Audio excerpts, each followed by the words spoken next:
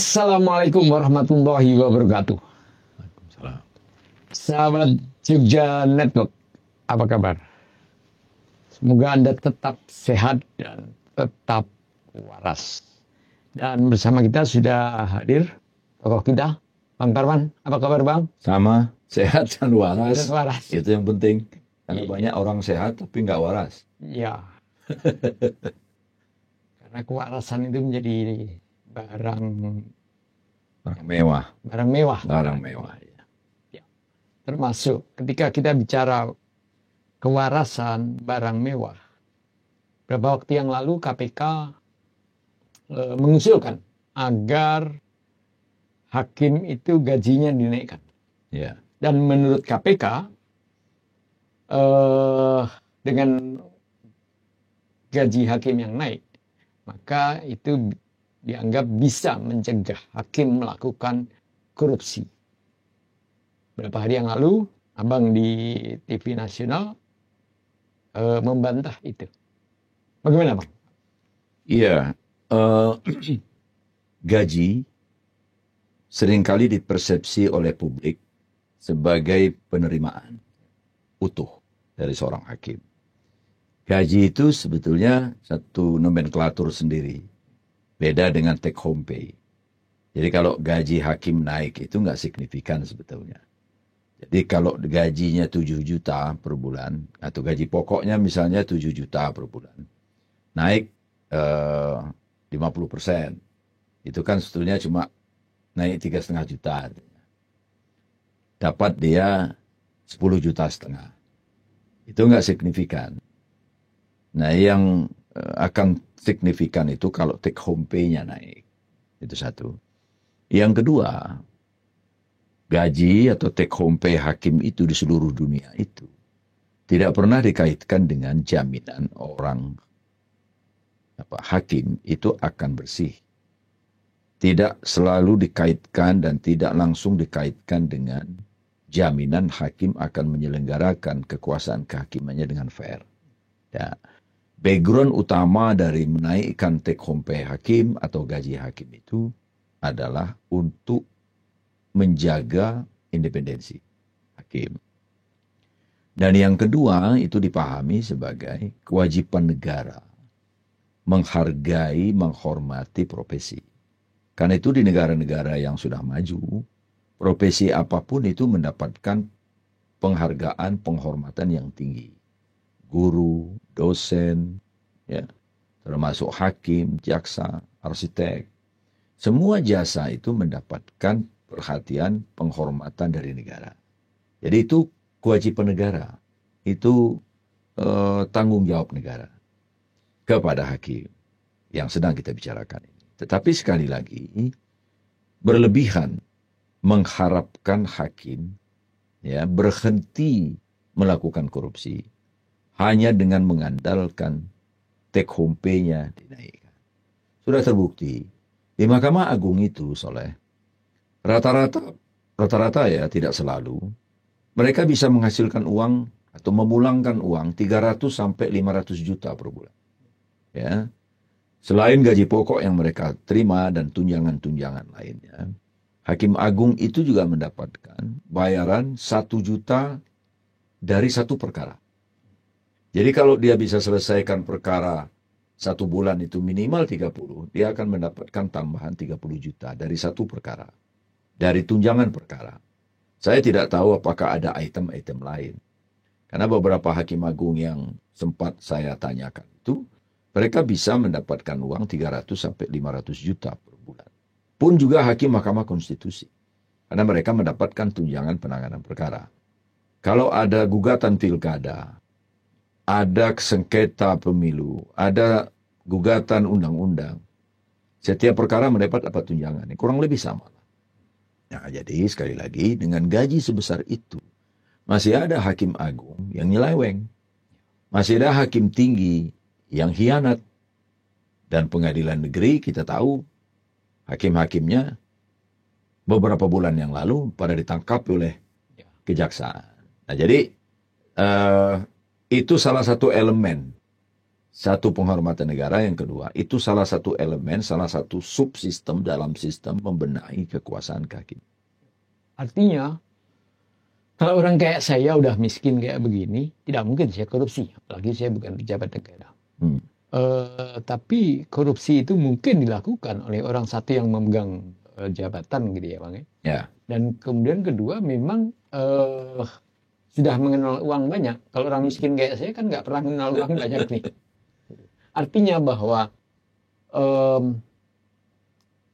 seberapapun besarnya gaji itu, peluang mereka untuk melakukan korupsi tetap terbuka, gitu Pak. Tetap terbuka. Karena itu maka untuk mencegah, kita menggunakan kata mencegah, mengendalikan, mengurangi seminimal mungkin korupsi dalam jabatan adalah dibangunnya atau perkawinan antara pribadi dan sistem, antara integritas personal dengan sistem kekuasaan kehakiman harus dibangun. Jadi itu dua hal yang bersifat kumulatif, nggak bisa dipisahkan. Memang ada yang mengatakan bahwa kalaupun sistemnya buruk, undang-undangnya buruk, kalau hakimnya baik, polisinya baik, jaksanya baik, masih ada harapan. Jadi tidak ada jaminan loh. Ada harapan. Penegakan hukum itu akan berjalan fair. Itu terjadi. Dan kalau kita bicara dengan sosok almarhum Artijo, dia nggak peduli dengan sistem. Saya bilang sistem bukan urusanku, man.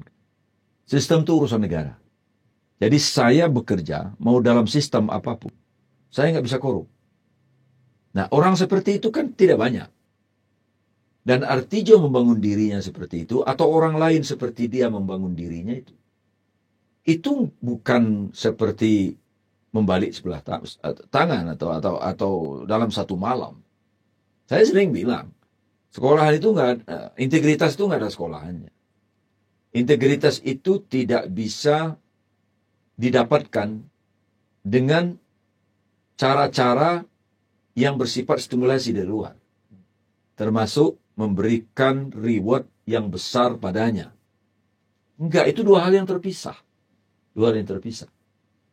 Ada banyak orang nggak punya, bahkan tukang kebun, bahkan sering kita mendengar, membaca, di-share di grup-grup WA, seorang office boy menemukan uang miliaran, dia nggak ambil, dia kembalikan.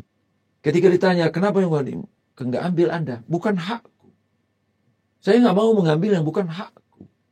Ini kan personality, ini kan integritas. Itu tidak dalam satu malam dia membangun hidupnya menjadi orang semacam itu. Termasuk kita mesti beri apresiasi tinggi pada polisi, pada jaksa, pada hakim, pada advokat yang tidak mengambil apapun yang bukan haknya karena posisinya, karena kekuasaannya, atau karena ada kesempatan yang ada padanya. Office boy itu tadi, tukang sapu, itu kan kesempatan yang ada padanya. Tapi dia tidak gunakan. Dia tidak salah gunakan, dia tidak manfaatkan. Karena integritasnya sudah terbangun. Sudah mengalir dalam seluruh aliran darahnya, dalam denyut nadinya. Jadi tidak benar kalau ada statement dari luar atau satu pernyataan, gak usah dinaikkan dong gaji hakim itu. Gak ada jaminannya dia menjadi lebih baik. Statementnya yang salah. Memang gak ada kaitannya. Dan itu tidak untuk menjamin integritas. Tidak untuk menjamin dia tidak korup. Bukan. Gitu. Kita akan frustrasi. Kita akan hilang rasionalitas kita kalau melihat atau memandang pemberian negara itu, kenaikan take home pay-nya itu menjadi jaminan bagi lahirnya penyelenggara kekuasaan kehakiman yang tidak korup. Itu. Jadi gaji seorang hakim atau take home pay-nya juga itu berkaitan dengan kewajiban negara terhadap profesi dia sebagai hakim. Hanya melihat profesinya saja. Gitu. Tidak menilai integritasnya. Enggak.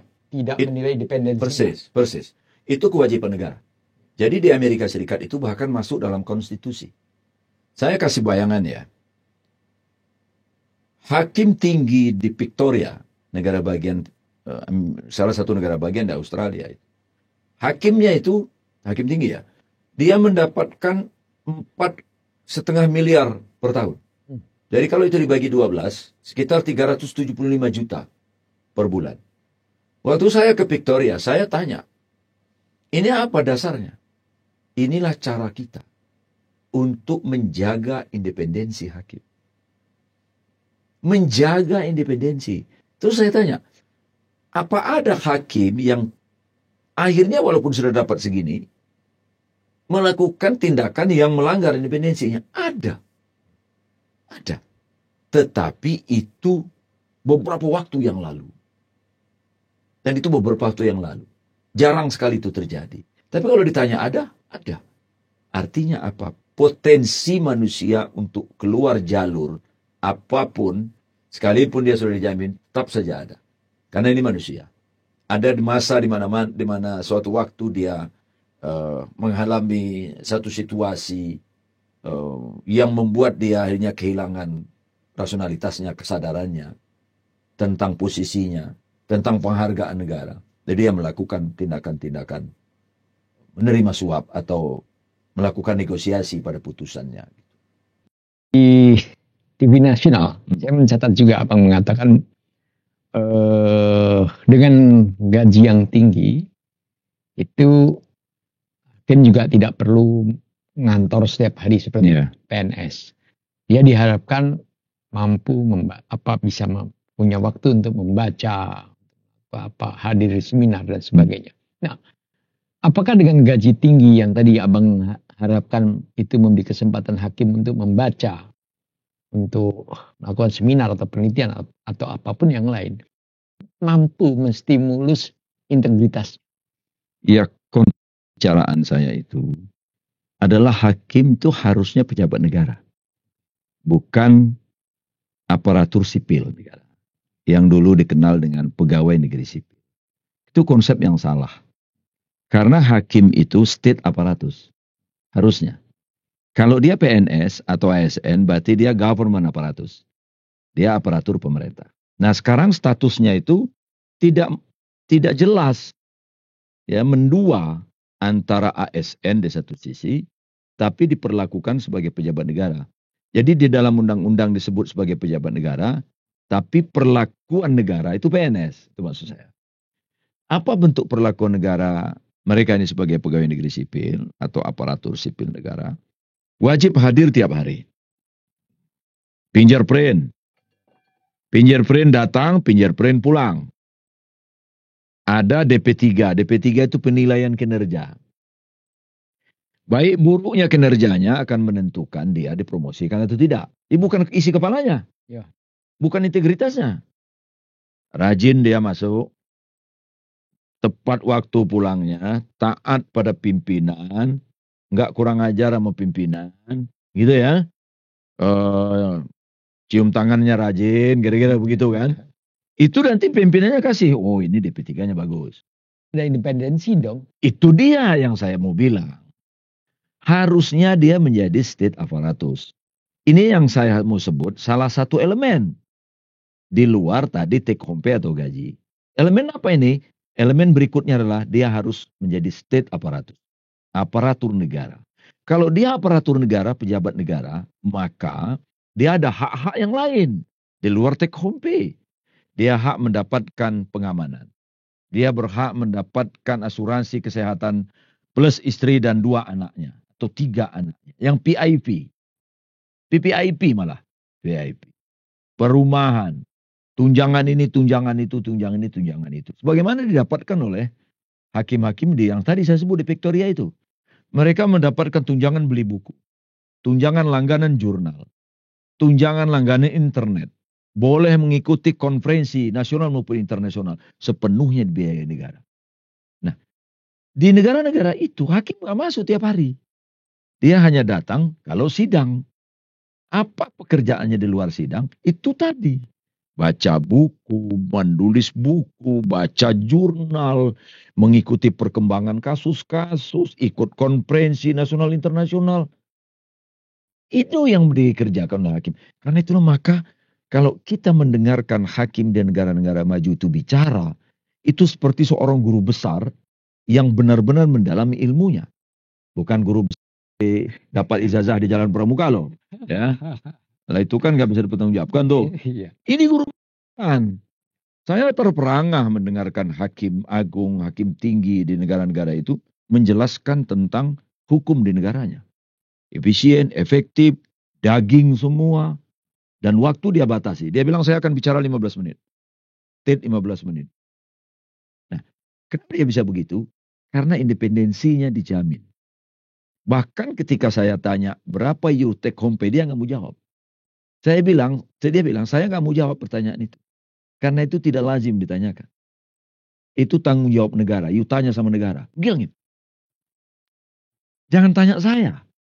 Tanya sama negara yang membayar saya, berapa saya dibayar. Untuk seorang hakim seperti saya. Kalau di kita kan biasa-biasa aja nanyakan begitu itu. Berapa Pak gaji hakim?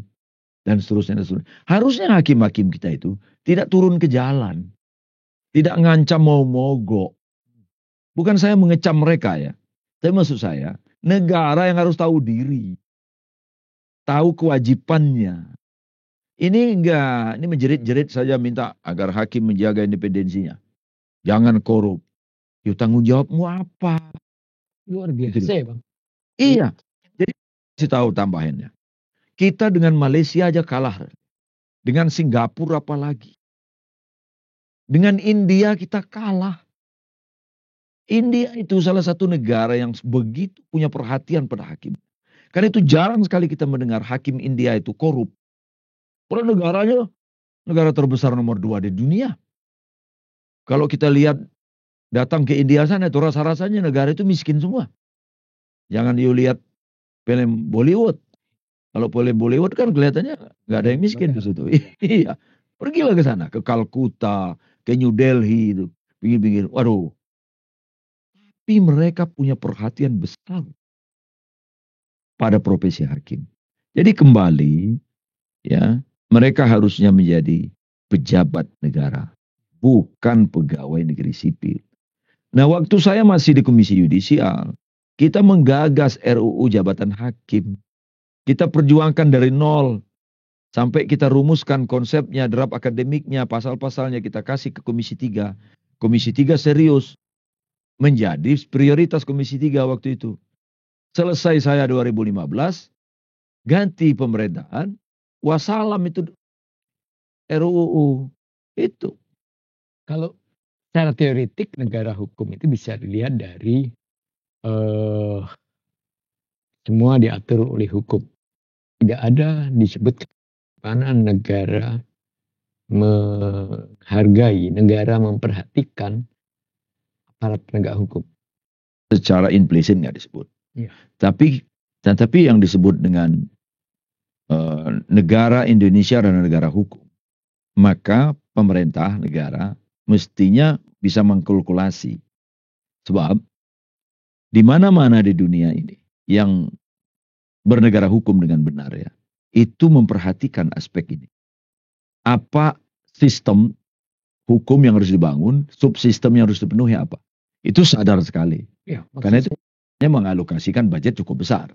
Ya, maksud saya kalau yang tadi yang hukum tertulis dan sebagainya itu kan tidak bisa berbicara, tapi artinya yang melakukan itu adalah hakim. Ya. Kayak itu penghormatan negara terhadap hukum kan harusnya diwujudkan dalam penghormatan negara terhadap penegak hukum, terutama hakim. Gitu. Ya. Seperti contoh tadi abang contoh di Victoria itu Ya. penghormatannya demikian tinggi. Betul. Iya, tapi bukan berarti pula ya hakim lalu menunda dia menjadi baik.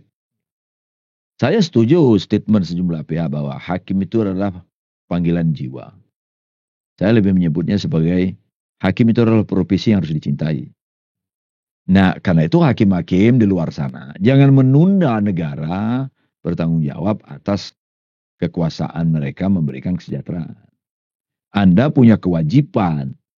Hakim-hakim itu punya kewajiban untuk menegakkan hukum dengan benar dan adil tanpa harus menunggu Anda sejahtera dulu.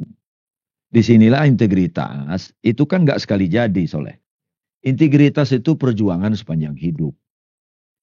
Ya. Jadi hakim mulai dari hakim tingkat 1 sampai dia menjadi hakim agung, sampai dia selesai jadi hakim agung, integritas itu melekat. Dia mesti jaga terus. Jadi ketika dia selesai menjadi hakim agung, bukan berarti terus dia sembrono, menjadi manusia sembrono gitu, nggak bisa. Dia tetap diikat oleh kewajibannya menjaga marwah masa lalunya. Sehingga ketika dia dipanggil Tuhan, mulai dari 0 tahun sebagai hakim sampai kemudian kembali ke penciptanya, dia tetap dikenal sebagai hakim yang bersih. Alangkah naibnya, iya selama jadi hakim pensiun bagus dia. Tapi nggak jadi hakim, play terus. Tiap malam stone. Ya kan? Terakhir sayang dia mati di trotoar. Apa kerjanya? Mati, overdosis. Misalnya. Ini kan buruk sekali. Buruk sekali. Dan itu dijaga betul. Saya terus terang saja ya. Dengan para teman-teman saya yang pernah jadi hakim MK. Atau pernah menjadi hakim agung. Jangan berperkara dong. Ini ada mantan hakim MK. Berperkara di MK. Jadi ahli dia di MK. Jadi pengacara sidang di MK. Dilarang undang-undang? Enggak dilarang. Tapi etika harusnya Anda kedepankan. Ya, saya nggak pernah mau jadi ahli di pengadilan. Ada beberapa orang minta saya menjadi ahli di pengadilan. Saya nggak mau. Saya bilang jangan. Sangat tidak elok buat saya hadir di persidangan, lalu disumpah oleh majelis hakim. Jadi tanya-tanyain oleh para pihak, ya kan? Lalu sama majelis hakimnya juga ditanya-tanyain. Seseorang yang pernah menjadi bagian penting dari kekuasaan kehakiman di masa lalu. Nah maksud saya, yang begini-begini ini di tempat kita ini belum clear dalam pikiran sehat sejumlah orang. Ya. Dia mantan hakim agung, ya sudah dong. Lu kalau mau jadi kalian, afidavit saja. Berikan keterangan tertulis, tapi jangan nongol di pengadilan. Anda mantan hakim agung disumpah oleh mantan anak buahmu. Iya kan? Yang bacain sumpah itu ketua majelis. Yang giniin itu panitera. Atau tukang juru sumpah kalau di pengadilan. Gimana ini menjelaskannya tentang integriti ini? Sebelum dilanjutkan tentang integritas. Tadi masih pada sistem tadi Bang ya. Waktu itu Abang mengusulkan gaji hakim 500 juta. Ketua Mahkamah Agung. Ketua Mahkamah Ya. Agung ya. Dan kemudian tadi Abang mengatakan mengusulkan RUU. Ya, Dan betul. kemudian mandek. Apa yang sebaiknya dilakukan oleh pemerintah Prabowo ini terhadap hakim ini? Itu saya berharap pemerintahan Prabowo ini melanjutkan pembahasan dan mengesahkan RUU jabatan hakim. Dan waktu kita memperjuangkan itu dulu, agak ajaib. Sejumlah hakim agung itu melobi pemerintah dan DPR agar itu tidak digulkan sebagai undang-undang. Ternyata ada di antara pimpinan Mahkamah Agung itu yang nggak suka kalau hakim ini pejabat negara. Karena mereka nggak bisa atur. Ya kan? Kalau hakim pejabat negara independen, maka pimpinan pengadilan PN, PT, WKPN, WKPT, Ketua MA, Wakil Ketua MA, Ketua Kamar, udah nggak bisa begini-begini lagi tuh. Harusnya begitu. Jadi Ketua MA, Ketua Pengadilan Tinggi, Ketua Pengadilan Tinggi itu jabatan tata usaha negara yang bersifat administratif. Jadi jangan masuk ketika sebagai hakim itu full independen. Nah sekarang tidak. Ketua PN, Ketua PT, Ketua MA masih bisa mengatur. Kalau dia punya kepentingan, dia bisa atur. Dan hakim ini takut. Wah, DP3 aku nanti buruk. Kalau saya nggak tahan sama pimpinan saya. Nanti saya ditempatkan, tidak dipromosikan, malah dimutasi. Bukan karena saya tidak pintar. Atau saya pintar harusnya dimutasikan di tempat yang baik misalnya. Kelas 1A di Jawa. Tapi malah dilempar di kelas 1B di luar Jawa. Bukan karena itu. Tapi karena saya nilai kurang taat. Boleh tanya sama hakim-hakim. Ini yang paling mereka takutkan. Nah kalau sudah menjadi aparatur negara, ini nggak bakal terjadi lagi. Yang kedua, Hitung betul take home pay hakim itu yang layak. Berapa? Saya dulu secara spontan ketika ditanya, berapa seharusnya take home pay ketua Mahkamah Agung? Saya bilang 500 juta. Saya pernah sampaikan ini dengan mantan Menteri Keuangan era SBY dulu. Ngobrol-ngobrol ringan gitu. Saya bilang, Pak, kalau ketua Mahkamah Agung itu yang layak di Indonesia ini. Meskipun kita masih kalah dengan negara lain. 500 juta Pak bersih, pajaknya ditanggung negara. Wakilnya jangan jaraknya jangan terlalu jauh. Wakilnya 475. Hakim agungnya itu 450. Jadi jangan terlalu senjang. Gitu. Nah, hakim tinggi secara gradual diatur. Saya tanya kepada mantan Menteri Keuangan itu, Indonesia sanggup bayar nggak? Sanggup. Yang penting ada aturannya. Artinya apa? Negara coba hitung betul. Jadi kita sudah bicara dua elemen ini. Statusnya sebagai pejabat negara, take home pay mereka besar, sistem rekrutmen hakim dibenahi. MA itu user saja udah. Serahkan proses rekrutmennya itu pada lembaga lain. Misalnya ada komisi yudisial. Kasihkan pada komisi yudisial. Ya, sehingga MA nggak ikut cawe-cawe campur tangan di dalam proses. Karena selama ini masih terjadi nih. Disitulah KKN sering terjadi. Anaknya hakim nggak memenuhi kualifikasi misalnya. Diterima jadi hakim. Ini kan cerita lama yang terus berulang. Nah yang ketiga yang mesti dibenahi. Kalau kita sudah bicara reward, sistem kontrol dibenahi. Di dalam konstitusi yang diberi kewenangan melakukan pengawasan itu cuma KY. Dalam undang-undang dasar loh. Ya. Di dalam pasal 24B ayat 1. Kewenangan Komisi Yudisial adalah mengusulkan pengangkatan hakim agung dan wewenang lain dalam rangka menjaga, menegakkan kehormatan, keluhuran, martabat hakim. Ini pengawasan. Jadi Mahkamah Agung itu tidak diberi kewenangan pengawasan. Dia munculnya di dalam Undang-Undang Pokok Kekuasaan Kehakiman. Muncul di dalam Undang-Undang Mahkamah Agung dan seterusnya. Pengawasan ini yang dilakukan oleh Badan Pengawas Mahkamah Agung. Nah, apakah nggak efektif? Banyak rumor, banyak cerita. Ada semacam esprit de corps. Ya orang dengan nyinyir mengatakan, dengan sindiran mengatakan, ini kan jeruk minum jeruk. Jadi intinya perkuat sistem kontrol. Perkuat sistem kontrol. Dan yang berikutnya punishment yang jelas. Jadi reward and punishment itu imbang. Jangan pernah ragu menindak hakim yang gak beres. Pecat. Karena dengan memecatnya kita membangun nilai. Nilai apa yang dibangun? Integritas institusi. Bahwa institusi ini punya integritas. Hakim yang tidak menjaga integritas profesinya, tidak menjaga integritas institusinya, out. Nah, dengan demikian akan terbangun trust, kepercayaan. Kepercayaan yang sudah terbangun akan membuat lembaga peradilan kita ini eksis.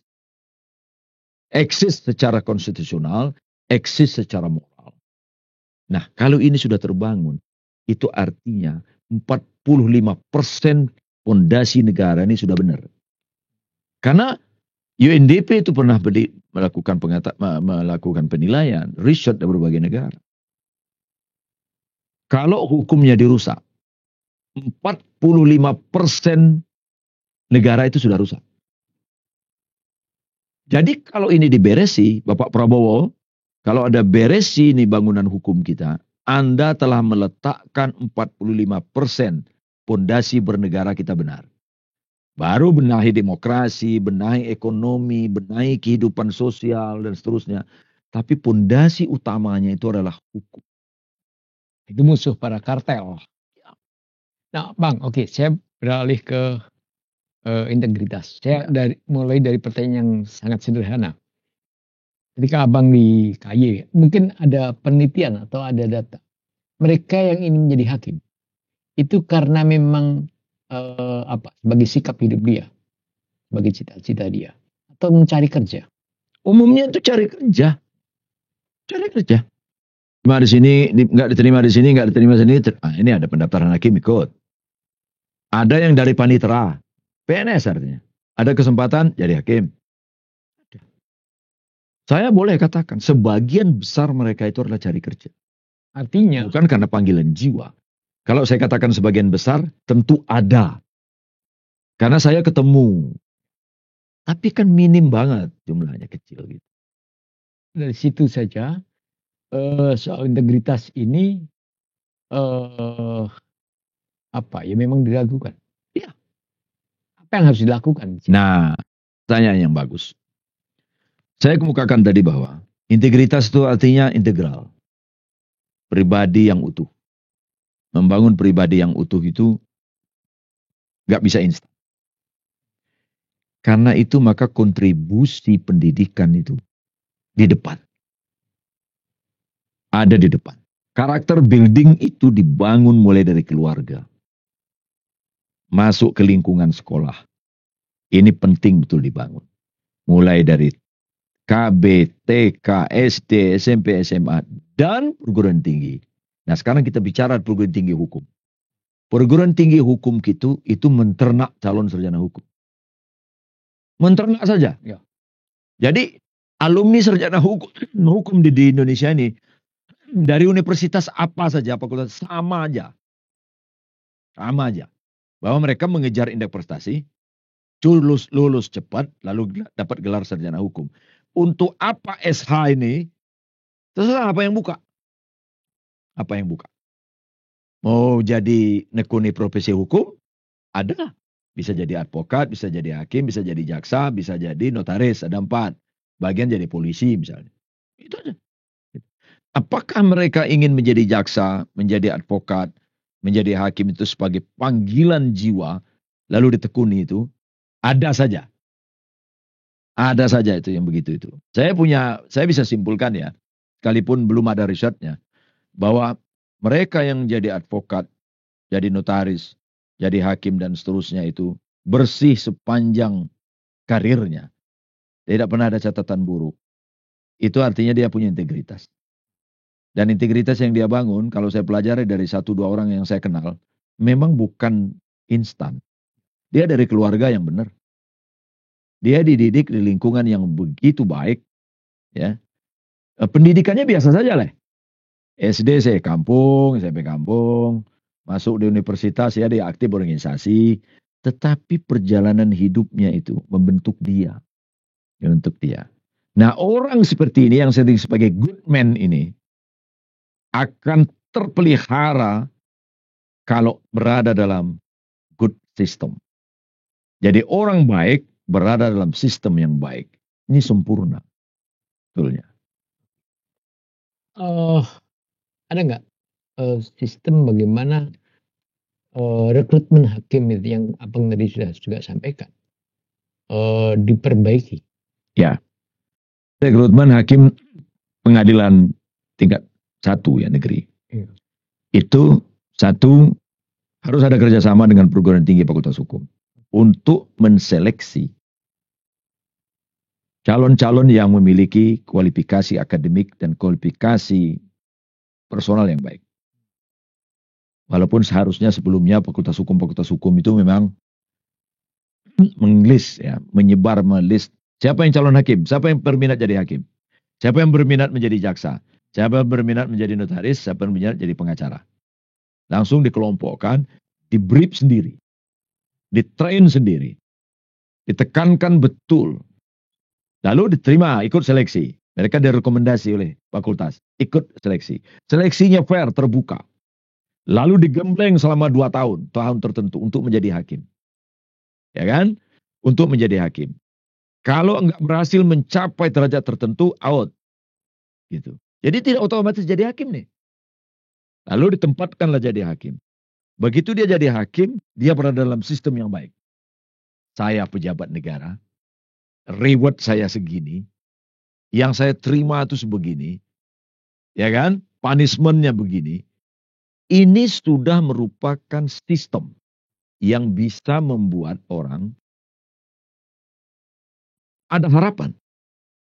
ya ada harapan untuk dia menjadi hakim yang amanah, yang jujur, yang objektif menyelenggarakan kekuasaan kehakimannya. Nah sekarang kan kita belum dalam taraf ini. Jadi seleksinya itu. Lalu ada seleksi promosi mesti dibenahi. Promosi dari hakim negeri ke hakim tinggi. Penempatan dia di mana. Itu harus ada kerangka objektif yang dilakukan oleh pihak ketiga. Bukan oleh Mahkamah Agung. Mahkamah Agung itu sudahlah. Dia aktif saja ngurus perkara.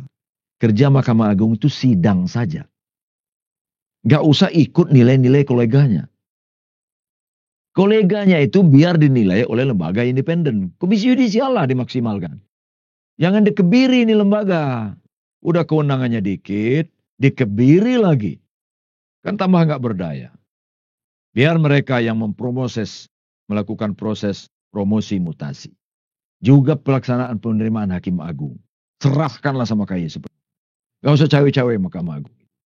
Dan sebaiknya DPR itu hanya mengesahkan apa yang sudah dinyatakan oleh Komisi Yudisial sebagai orang yang memenuhi kualifikasi. Nah, ada pertanyaan, apakah di KY objektif? Itu pertanyaan masuk akal juga gitu loh ya.